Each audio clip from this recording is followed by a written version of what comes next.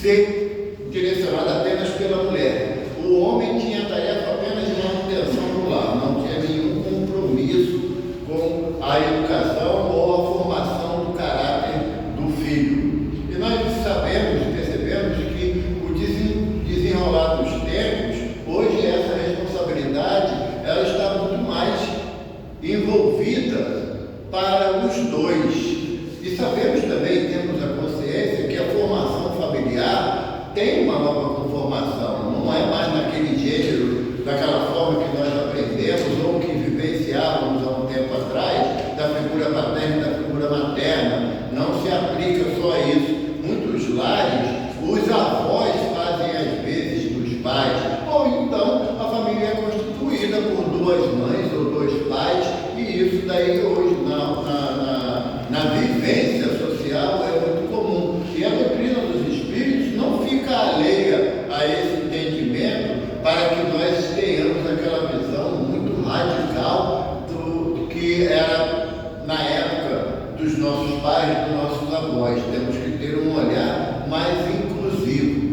E eu até na sexta-feira, na palestra que nós participamos numa outra casa espírita, eu citei em questão do lar o capítulo 20 do livro Nosso Lar, de André Luiz, através da mediunidade de Chico Xavier, aonde Dona Laura, o título do capítulo é Noções de Lar, aonde Dona Laura vem caracterizar o sentimento masculino e o sentimento feminino, que ele pode variar de acordo com a manifestação individual, da manifestação de cada um. E quando a Dona Laura fala do sentimento masculino e do sentimento feminino, nós sabemos que existem irmãos que têm um sentimento feminino muito mais apurado do que muitas mulheres, e também muitas mulheres com um sentimento organizacional masculino bastante superior de muitos homens. Mas, Evaldo, será que está certo ou está errado? Não nos cabe querer entrar no mérito de julgamento nesse aspecto. A nossa perspectiva aqui é falar em relação ao lar, a questão do amor materno ou paterno, embora não faça parte do título, né? Amor materno e paterno, mas Kardec, no bojo das perguntas, ele também enquadra a questão da figura paterna no encadeamento do interesse de desenvolvimento daquele que está sob sua responsabilidade, ou seja, os filhos. E hoje em dia, até pela fragilidade emocional, o que é muito comum nós vermos tanto filhos sendo criados só pelo pai ou só pela mãe. Não é mais uma coisa tão difícil de se localizar hoje em dia, porque nós temos que mudar nosso olhar assim. Por que só a mulher tem a responsabilidade de desenvolver esse amor materno e o homem não? Por que só a mulher? Porque, tá bom, a mulher vai gerar a criança, ótimo, beleza, graças a Deus que é assim, porque o homem é tão macho que ele não suportaria sequer uma menstruação, né? Que iria querer desencarnar quando estivesse naquelas cólicas menstruais, que as meninas sabem muito bem do que se fala nesse aspecto. E nós, homens, não passamos por essa experiência porque não existe a necessidade desse desenvolvimento orgânico. Mas quanto à responsabilidade com os filhos, pertence aos dois na mesma intensidade. Na mesma intensidade. Porque antigamente era comum, né, se o filho fosse uma pessoa de sucesso, puxou o pai. Se fosse mal criado, a mãe não soube educar. Não era assim antigamente? Hoje em dia essa figura já tem que ser mudada. Por quê? Porque a responsabilidade dos dois, do pai e da mãe, ou da figura paterna ou figura materna, exemplificar para os filhos as atitudes corretas. Eu sou de uma geração que meu pai falava: faz o que eu mando, esquece o que você sabe. Eu já não pude criar minhas filhas dessa forma. Eu tinha que colocar para elas que a melhor forma de educação era pelo exemplo, de agir corretamente nas diversas oportunidades que a vida me propõe. Um fato interessante que uma vez chamou a atenção, tinha um ditado antigo, não sei se vocês conhecem, que diz assim: achado não é roubado, quem perdeu Não tem necessidade? É errado. É errado. Tanto na lei humana quanto na lei divina, isso está errado. A lei humana, o Código Penal brasileiro, se eu não me engano, é artigo 126, eu não tenho certeza, mas ou 129, uma coisa que trata sobre o furto de coisa achada. Ou seja, você passando na rua, achou uma nota de R$ 50 e tu estava só com R$ 2 no bolso, né? E você falou, Deus existe. Né? Estava numa pindaíba danada, achei R$ 50. É aquele que perdeu, vai achar isso também? Vai achar? Não. Aí, o que diz a lei humana? Você vai pegar esses R$ 50, vai chegar diante da autoridade policial, que é o delegado, e vai dizer para ele, eu achei essa nota de R$ 50.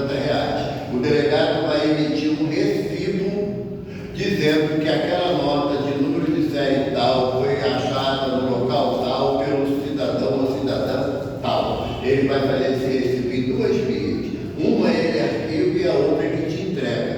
É o procedimento que a lei determina.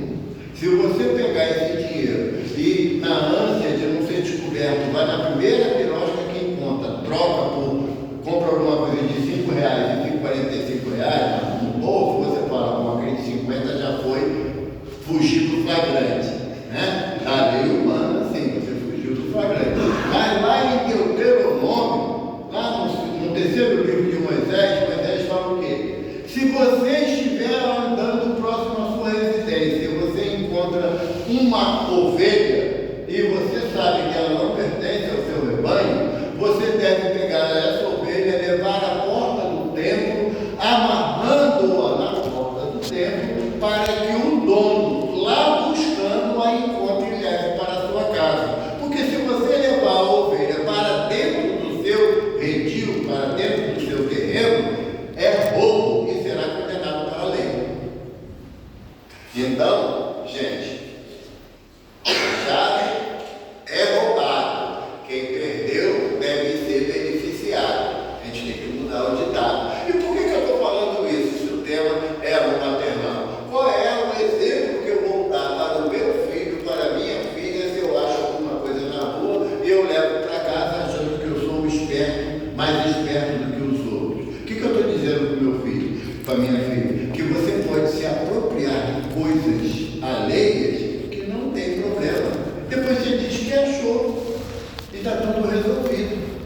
Então, a questão da educação dos filhos é atributo dos dois, da figura paterna e da figura materna, nos mínimos detalhes. E aí Kardec faz uma alusão ao sentimento maternal que é comum no animal e no hominal. E ele diz se a coisa é normal ou se é fruto do instinto apenas, e os defeitores falam que são as duas coisas. Porque é muito comum nós falarmos assim, mexe comigo, mas não mexe com meu filho não, porque eu viro uma leoa, eu viro um leão, não é? E o que é o leão ou a leoa, senão um animal irracional e violento? Então, se eu ajo como um leão quando alguém mexe com meu filho, o que eu estou ensinando para o meu filho? Uma atitude irracional toda vez que ele se sentir prejudicado em alguma relação.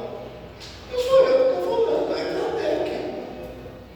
A minha atitude para que eu exemplifique a questão do amor materno ou paterno é dar bons exemplos para os meus filhos, para que eles entendam que a melhor forma de eles viverem no plano material, na Terra, nesse planeta, de prova e expiação, que todos nós temos que enfrentar, são pelos bons exemplos.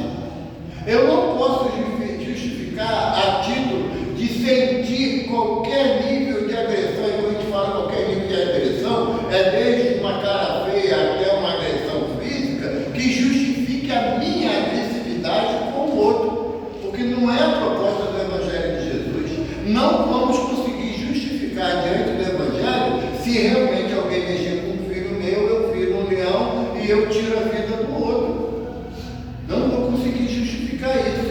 Por quê? Porque se eu tenho consciência que eu estou sendo regido por uma lei maior, que é de Deus,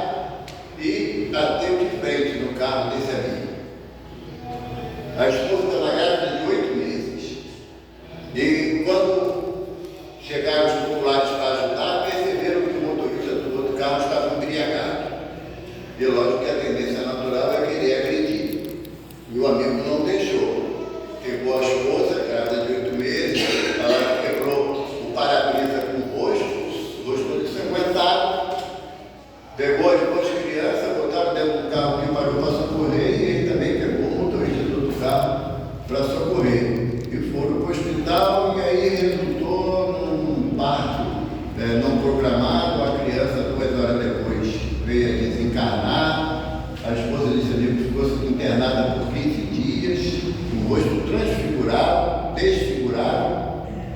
E lógico que houve inúmeras propostas e até um sentimento inicial desse amigo de querer tirar a vida do outro motorista. Porque pela ação indevida, inconsequente, tudo que queira se colocar de forma pejorativa em relação ao outro, tudo passou pela cabeça desse amigo. E ele simplesmente, antes de que ele pudesse perpetrar qualquer ação mais violenta, ele se lembrou que ele era espírito. Ele se lembrou que ele era espírito e que ele não tinha o direito de tirar a vida de ninguém pelo motivo que for. Então ele recuou da sua ação intempestiva de vingança, ou de uma justa vingança, como se isso fosse possível, né? Uma justa vingança, não existe isso. Porque, só para poder ajudar, para lembrar, também lá em Deuteronômio está escrito assim: a vingança pertence a Deus. Tirando de qualquer um de nós qualquer tendência a justiçar alguém por o mal que tenha sofrido. Se a vingança pertence a Deus, e eu custa acreditar que o Deus que eu sigo, que eu amo, ele seja vingativo. João fala na sua primeira carta que Deus é amor. Se Deus é amor, não se coaduna o amor com a vingança, o amor com a represália, o amor com a violência, não se coaduna isso. Então, a partir do momento que você se identifica na condição de espírita, se você se associa a uma casa onde se fala da doutrina dos espíritos e da moral do Cristo através do Evangelho segundo o Espiritismo, a nossa conduta como pai e mãe, ou figura paterna ou figura materna, tem que ser diferente. Nós não podemos mais justificar aquela atitude assim: olha só, se você está em casa chorando que apanhou, vai apanhar 2 vezes, porque filho meu tem que bater e não apanhar. E aonde entra nisso a proposta do Evangelho, quando diz: se teu irmão te bate na face esquerda, ofereça também a direita. Que exemplo que eu vou dar para o meu filho, de forma que eu ame tão intensamente, que eu prove para ele que a violência não justifica as nossas ações.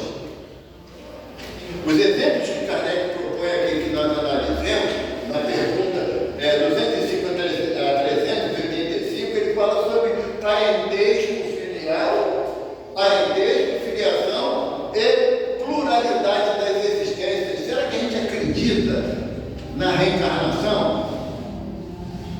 Quem acredita na reencarnação, levanta a mão, por favor. Eu não acredito. Eu não acredito.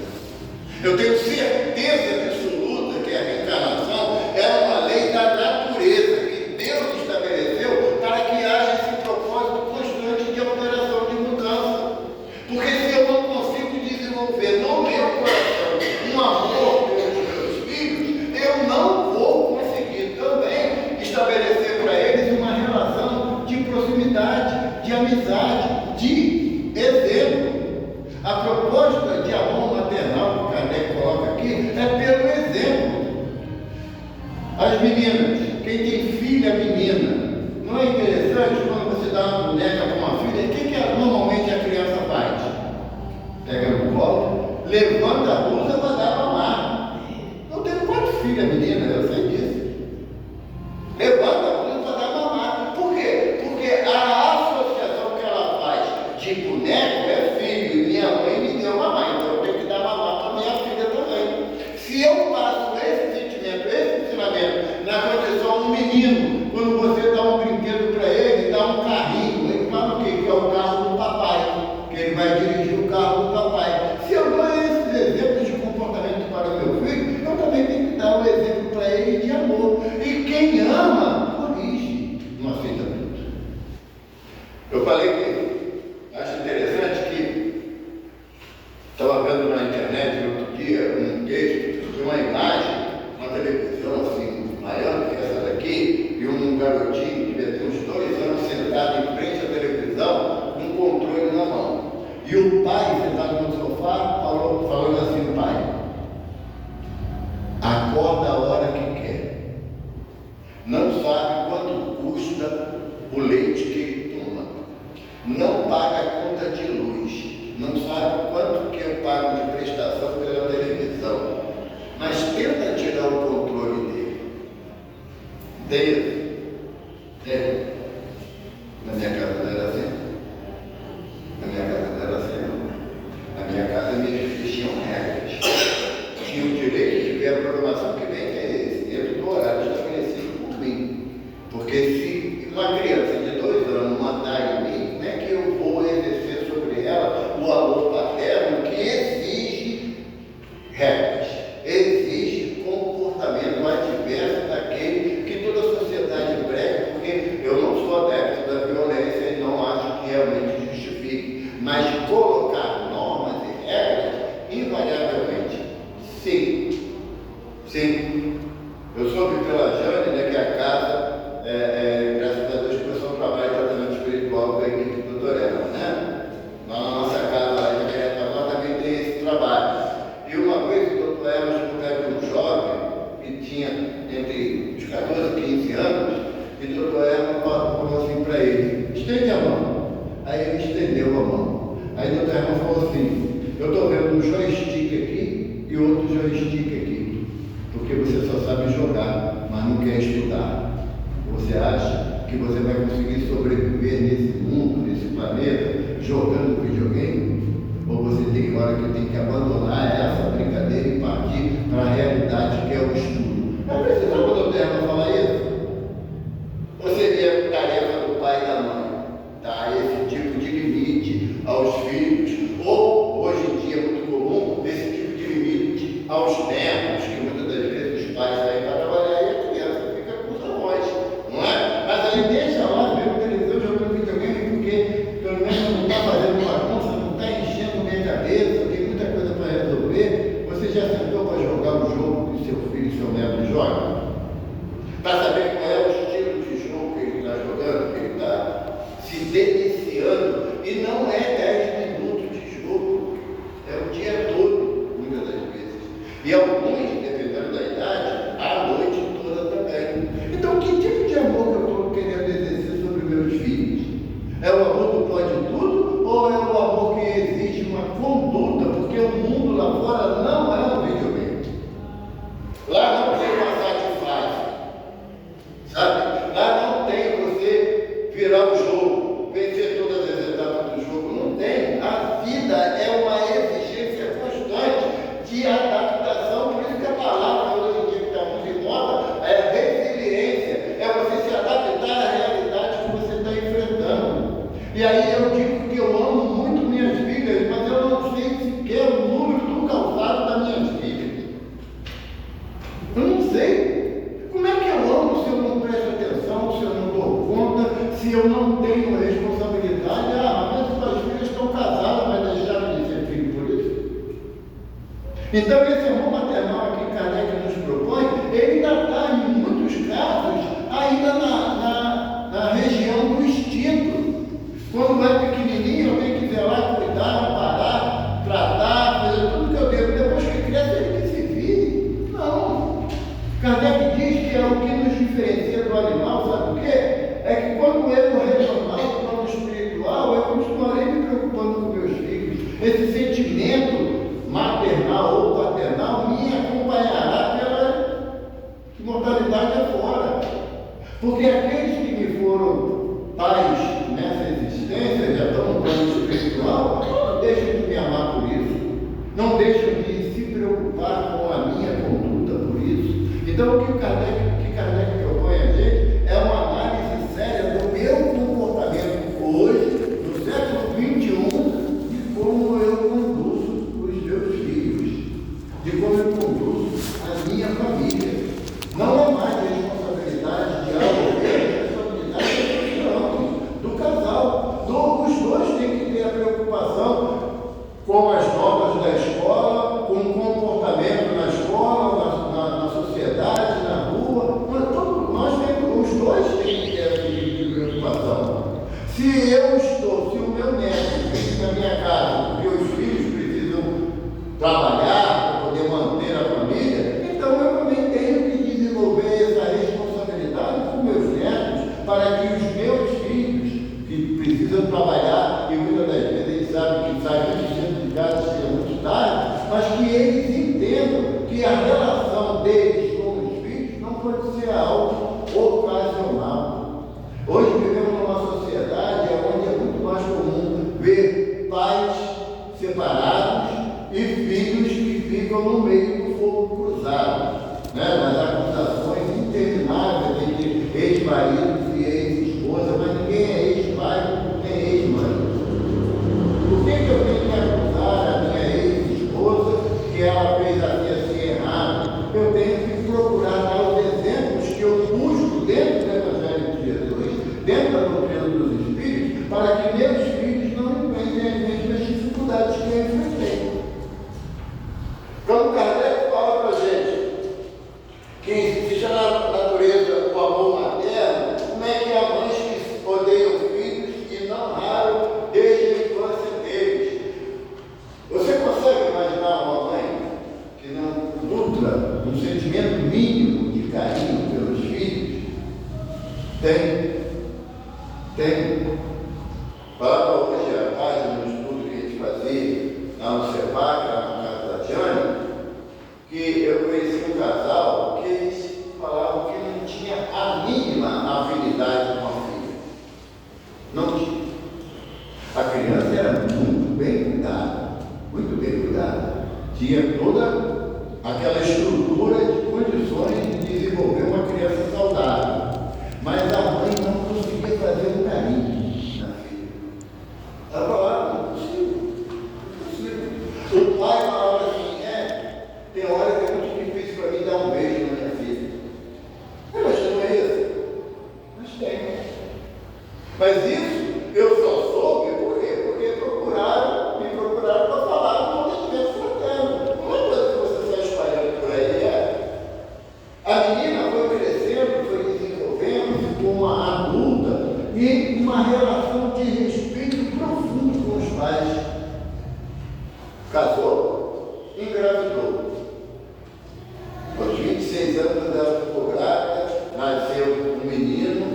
Os dois, os pais ou os avós, mudaram de uma forma absurda e começaram a desenvolver o carinho pela filha através do neto.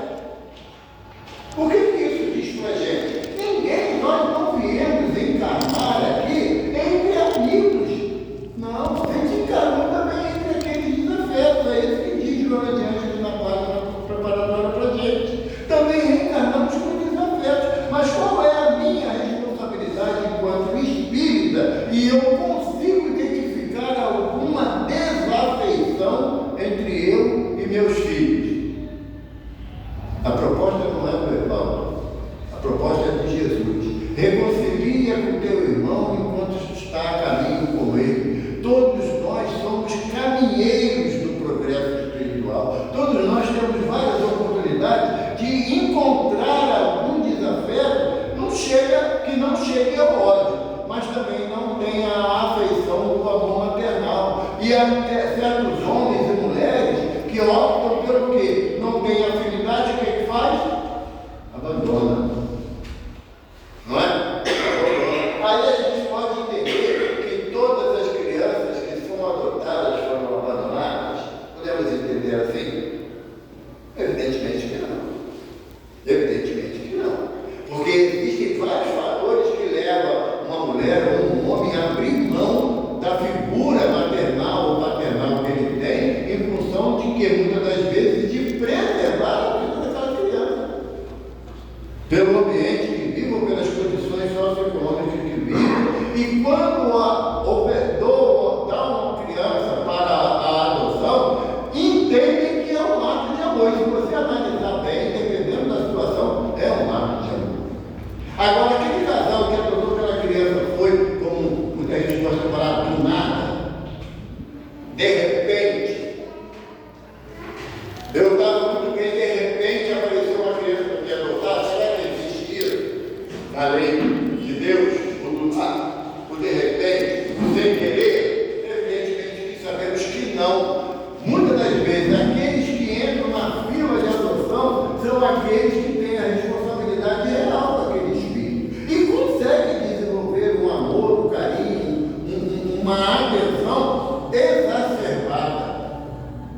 Então, a nossa visão, ela começa a ficar muito engessada, porque quando um filho me aborrece, me chateia, eu digo que foi um inimigo do passado. Que maravilha que você identificou isso.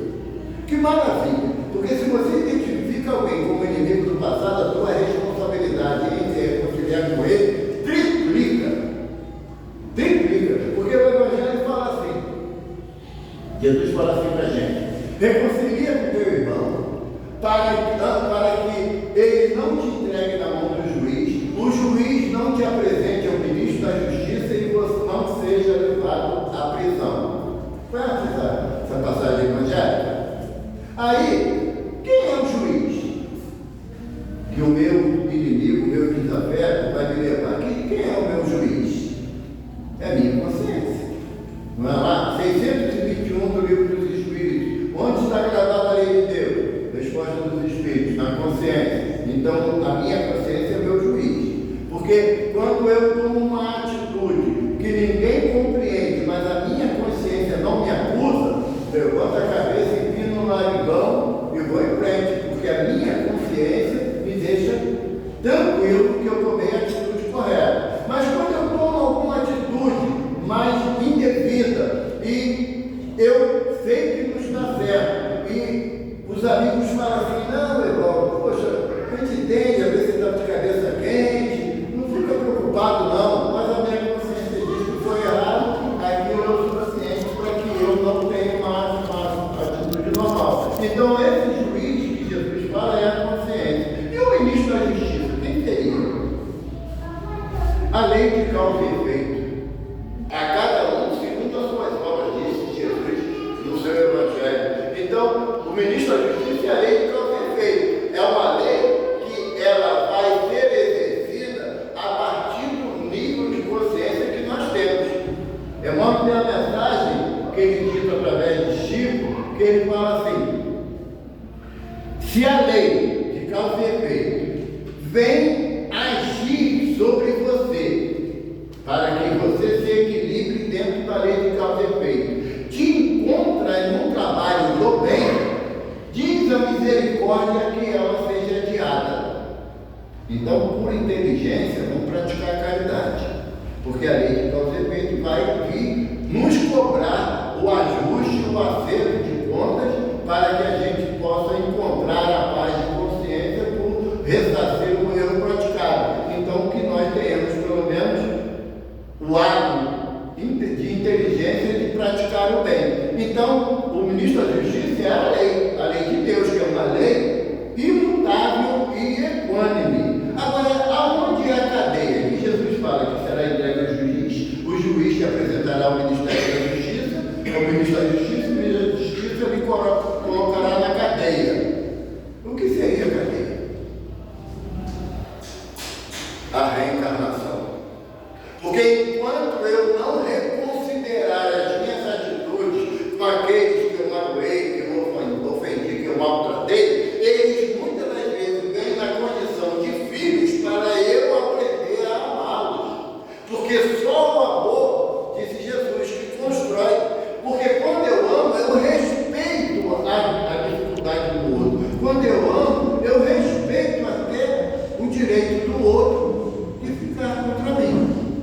Porque o amor, como diz Paulo de Tarso na sua epístola aos Coríntios, lá no capítulo 13, né, o amor é benigno, ele não é soberbo, ele não impõe, ele tudo aceita. Eu gosto de lembrar que Paulo de Tarso, esse poema lindo sobre a excelência do amor. Então, quando nós começamos num processo reencarnatório de encontrar desafetos de ontem, ou desajustados de ontem, é porque a lei está dizendo assim: amigo, olha só, tu colaborou para o desajuste, agora quem é que tem que reajustar? Quem é que tem que trazer esse espírito de novo no caminho do bem, se você induziu ele ao caminho do mal? Ah, mas então, Evaldo, tudo que meus filhos fazem que está errado, a culpa é minha? Não, porque senão ele vai pegar chicotinho e começar a macerar nosso corpo. Não, o fato de eu dar bons exemplos, eu não posso me sentir. Não é o que a página de Jonas de Anjos fala para a gente em relação à Se eu mesmo ajudando aos filhos, eles cometem a atitude de ingratidão, a ação errada deles. E irão responder, invariavelmente. E responder para quem? Para mim? Não, porque às vezes pai e mãe falam aquelas coisas que não dá muito certo, né? Olha, Deus não dorme. Né? Deus está vendo. Ou então eu falei igual a minha mãe falava, a ingratidão mata a afeição. Hoje eu quero dizer que ela pensa diferente, né? Está na espiritualidade há tanto tempo, ela pensa diferente. Nós queremos colocar em Deus uma responsabilidade que pouco cabia a mim. Se eu não souber orientar meus filhos, não souber colocar limites para eles, quando chega na fase adulta, é Deus que tem que resolver. É uma punição de Deus que vai cair sobre ele, que aí depois eu vou chorar e falar que Deus errou. Porque a minha visão de consertar, muitas das vezes, vai contra a proposta de que Deus é amor. A minha responsabilidade, ela está atrelada à minha conduta exemplar para o filho. Exemplar. Eu lembro uma vez, minhas filhas eram pequenas, bateu o pau no portão comigo de manhã, 3 jovens de uma denominação protestante. Eu lá dentro da cozinha, eu comecei assim, diz que papai já vai, porque a gente fala, papai não está em casa, né? Olha que a mamãe saiu, eu lembrei que eu tenho que morder a língua, diz que papai já vai. Eu fui lá e fui conversar com os 3 jovens. Aí a minha filha mais velha falou assim, pai, eu tinha certeza que tu não ia. Eu falei, eu também. Mas só que bateu um consenso e eu fui. Você acredita que isso ficou marcado na cabeça das minhas filhas? Quando bate a mão na cabeça delas, elas vão atender. Elas vão atender. Porque a gente vai medo de você. Uma coisa relativamente simples, não é? Não ia causar nenhum transtorno grave se eu fosse atender para mulheres jovens para falar sobre a Bíblia, a beleza, o assunto. Então, nós temos que nos preocupar que, primeiro, os filhos não têm que nos amar a qualquer custo. Não é assim. O amor é um relacionamento, no mínimo a 2, onde você estimula a confiança, a amizade, o respeito. A coisa que eu acho mais bonita num filho, numa filha, é chegar e falar assim, pai, mãe, senta aí, eu tenho que contar uma coisa muito séria para você, e ela abre o coração. O filho abre o coração. Mas ele abre o coração, aí não é para a gente falar assim, eu avisei que não ia dar certo, eu sabia que ele não prestava, eu te avisei que não ia. Não é para jogar em cima do filho e da filha o peso da escolha errada, não. Não, isso daí nem muita gente fazendo, não é? Na hora que eu te avisei, eu disse que não ia dar certo, todo mundo faz isso, mas a gente na condição de pai e mãe espírita, nós temos que nos preocupar de educar o espírito que está na condição de filho e de filha. Não é na base do que eu sei, você não sabe, cala a boca, não, hoje em dia não dá. Você vê um garoto assim, na idade dele, já vem com chip. O chip dele já está lá com 300 GB de velocidade, o meu ainda é disquete, lembra do disquete? A turma mais antiga, lembra do disquete? O meu é disquete, dele está com um chip turbinado, então a linguagem do pai e da mãe não pode ser a mesma que era quando eles eram jovens. Tem que ser diferente. Você pega um celular da você disse meu neto de 1 ano, vai fazer 1 ano, ele pega o celular e fica assim. Já passando dela. 1 ano. Eu costumo dizer, eu com 12 anos, eu era próximo a um ser neandertal. Eu nem falar direito sabia. Hoje eu tenho um garoto de 10 anos, 12 anos, e ele te dá aula de inglês. Então vai ter que as atitudes vão ser iguais daquela que eu fui criado? Não. A minha relação com o meu filho, hoje em dia, a relação com o filho tem que ser uma relação bonitinha, né? 15 minutos para vocês pararem de me aturar. A relação hoje em dia com os filhos, se você não for amigo do seu filho, ele vai procurar amizade na rua. E ser amigo de filho, ele tem a liberdade de conversar com você tudo. Tudo. Nós não estamos preparados. Que bom. Chegou a essa conclusão? Então comece a estudar para ser preparado. Comece a estudar. Quem aqui de nós aqui está preparado para o filho chegar e falar assim, mãe,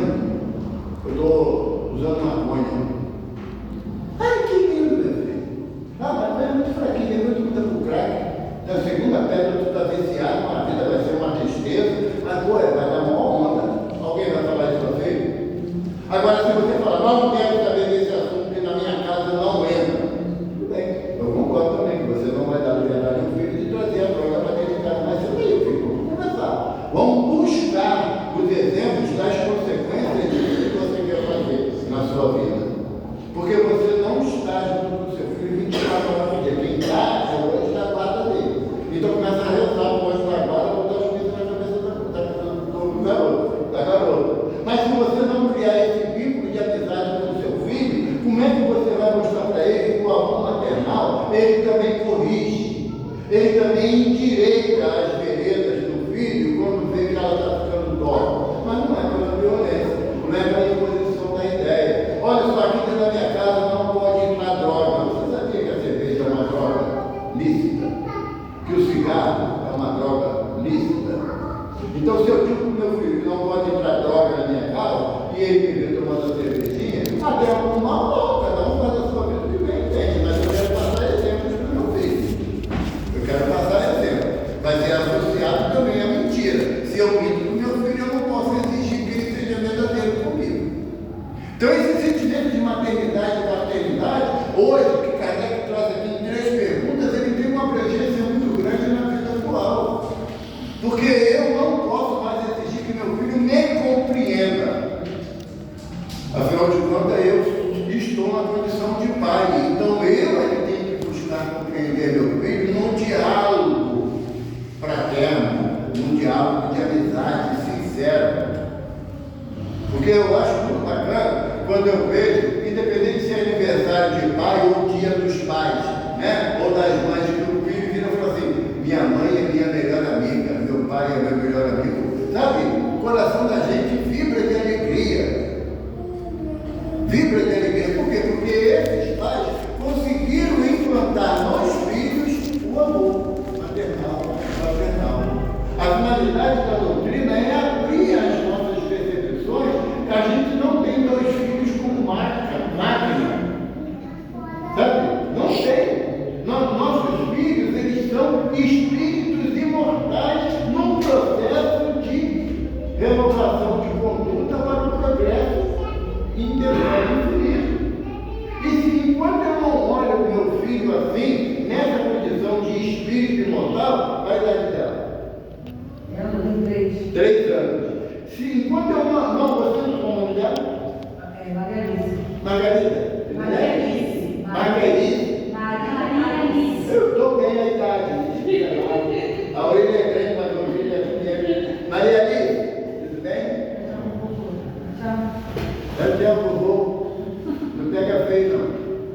Mas se a mãe dela não entender que é um espírito imortal que já vem de inúmeras trajetórias, que hoje está na condição de filha dela, para ela poder buscar associar pelo exemplo uma conduta legal da filha, não vai ser uma máquina para conseguir.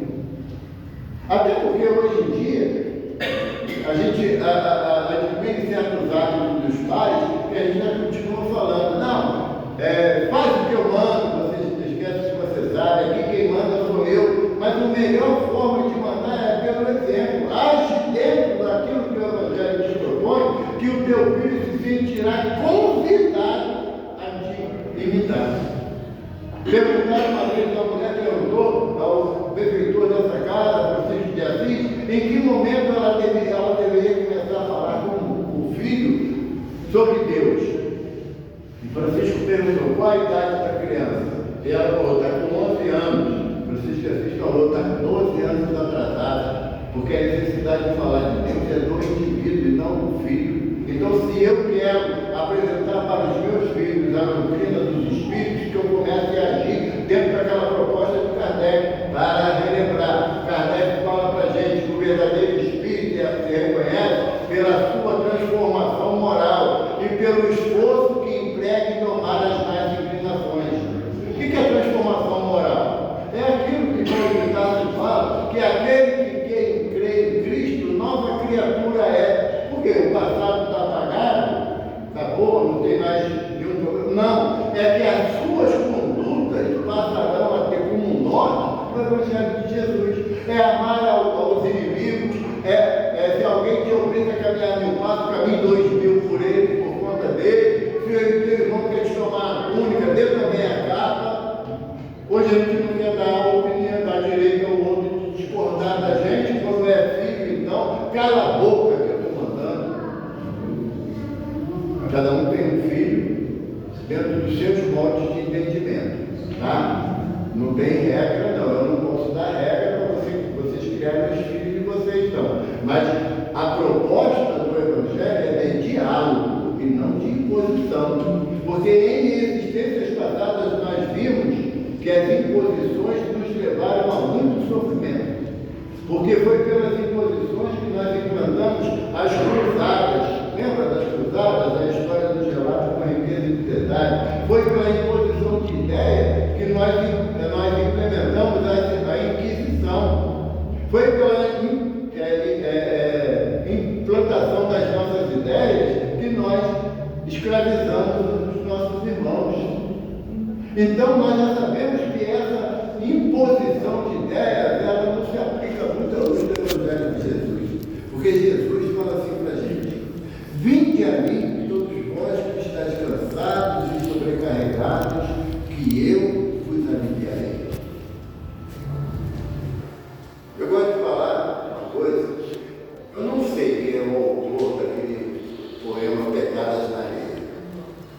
Eu não sei. Mas ele não existe, não. Sim, tirar essa visão de vocês.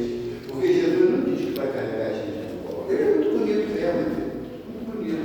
Mas ele não condiz com aquilo que o Evangelho nos propõe. Jesus propõe que nós irmos a ele diante das nossas dificuldades, das nossas dores, das lágrimas que perdemos pelas escolhas erradas dos nossos filhos. Jesus manda aí para ele, mas ele diz que nos aliviará, não nos carregará.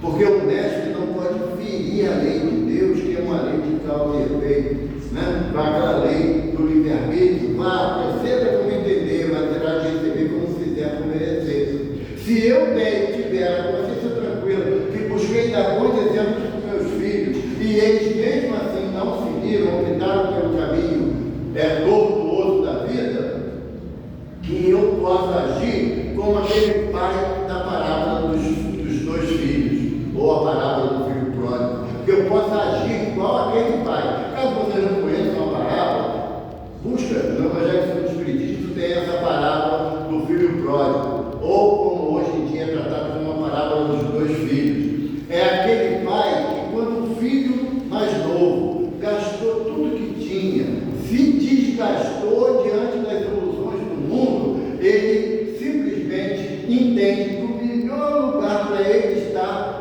era na casa do pai. É o filho voltar para o nosso coração, para o nosso recado, e ao invés de você falar aquela frase tão costumeira, agora tu vem, né? Deu tudo errado, agora tu vem me buscar. Não, é você falar assim: meu filho estava morto e reviveu, estava perdido e foi achado. Porque foi assim que o pai da parábola fez diante do filho que retorna depois daquilo das ilusões da vida. Então, se eu não consigo passar para os meus filhos uma atitude que o Evangelho me propõe, que eu pelo menos seja um pai da parábola, que eu pare um pouco de criticar, sabe? Que eu pare um pouco de botar meu filho para baixo. Nunca vai dar nada que preste. Vai, antigamente falava, vai puxar carroça, sabe? Ao invés de você macerar a dor dele, você tem que mostrar para ele: o pai entende que as suas atitudes não foram corretas, mas você tem um pai, tem uma mãe aqui que você pode se apoiar em mim. Aí eu vou desenvolver esse amor maternal, ou esse amor paternal pelo meu filho, e vou fazer com que a jornada dele, ele tenha um olhar diferente. Sair daquela visão do Peter Pan, que o mundo é uma fantasia, e vir para a realidade, mas ele sabendo que ele tem o nosso apoio. É isso que a Evangelho nos propõe. É isso que a doutrina dos Espíritos me propõe. Porque caso vocês não pararem para pensar, o filho de hoje pode ser o pai de amanhã. Você pode retornar na condição de neto do seu filho. E que exemplos você gostaria de ter deles como avô? Vamos parar para pensar. Hoje é quinta-feira, né? Tem só amanhã para trabalhar, aí depois vai pensando, a palestra está passando no Facebook, sabe? Então é só entrar lá no canal do Neva depois e rever, porque aí eu tenho argumentos para saber aonde eu preciso mudar na orientação aos meus filhos, aos meus netos, aos meus sobrinhos, aos meus afilhados, porque o grupo familiar é extensivo. E quando se fala de amor maternal, não está falando daquele amor da mulher que depois deu à luz. Está falando daquela pessoa